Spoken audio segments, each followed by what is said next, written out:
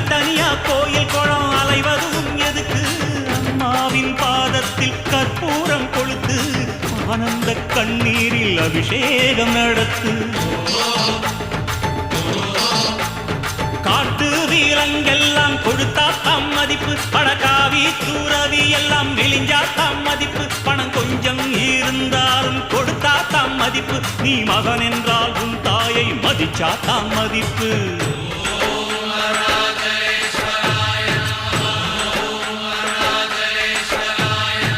தனக்கென வாழ்பவன் இருக்கையில் இறக்கிறான் பிறக்கென வாழ்ந்தவன்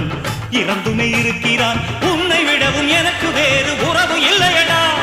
என்னை என்றும் வாழ வைக்கும் தெய்வம் தெய்வம் நீயடா அதாண்டா இதாண்டா அருணாச்சலம்